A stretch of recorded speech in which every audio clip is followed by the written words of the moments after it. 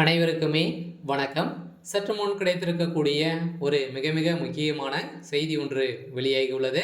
சற்று முன் பாலியல் விவகாரத்தில் உதயநிதி ஸ்டாலின் அதிரடி கைது, நீதிமன்றம் இறுதி தீர்ப்பு, இது மாதிரி பார்த்தீங்கன்னா செய்திகள் வெளியாகிருக்கு.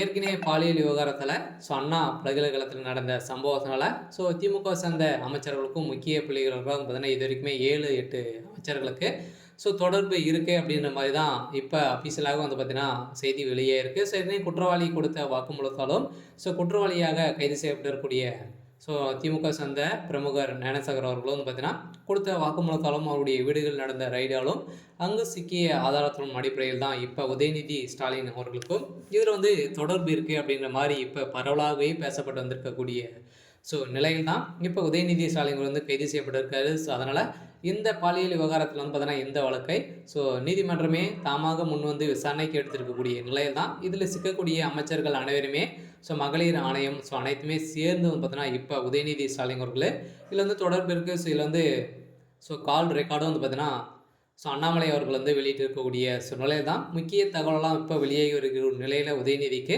மீண்டும் ஒரு மிகப்பெரிய சிக்கலாக தான் இருந்திருக்கு. இதை பற்றி இந்த வீடியோவில் பார்க்கலாம். அதுக்கு முன்னாடி நம்ம சேனலுக்கு இப்போ தான் நீங்கள் முதல் முறையாக வந்திருக்கீங்க அப்படின்னா மறக்காமல் நம்மளுடைய சேனலை சப்ஸ்கிரைப் பண்ணி சப்போர்ட் பண்ணுங்கள். வாங்க வீடியோக்குள்ளே போகலாம்.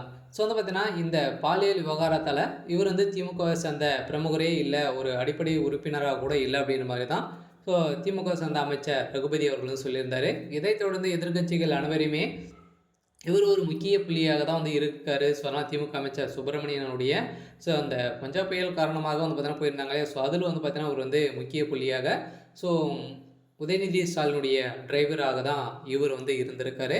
இருந்தாலும் இவங்க பார்த்தீங்கன்னா இதில் சிக்கிய சம்பவத்தினால திமுகவுக்கு எந்த ஒரு பேரும் வரக்கூடாது அப்படின்ற நோக்கத்தோட அவர் திமுகவுடைய பிரமுகரே இல்லை அப்படின்ற மாதிரி தான் சொல்லியிருந்த நிலையில் இப்போ இந்த விவகாரத்தின் அடிப்படையில் சிக்கிய உண்மைகள் தகவலாக வெளியிருக்கக்கூடிய நிலையில் அந்த போனின் மூலமாக பேசியிருக்கக்கூடிய உதயநிதி ஸ்டாலின் நிறைய பெண்களை சீர்குலைத்திருக்கக்கூடிய நிலை பேசியிருக்காங்க. அனைத்துமே திமுகவுடைய தலைமையகத்துடைய சப்போர்ட்டால் தான் அனைத்துமே நடந்திருக்கு அப்படின்ற மாதிரி செய்தி வெளியாக இருக்குது. இதன் அடிப்படையில் தான் இப்போ அதிரடியாக இந்த பாலியல் விவகாரத்தில் உதயநிதி ஸ்டாலின் அவர்கள் கைது செய்யப்பட்டிருக்காரு.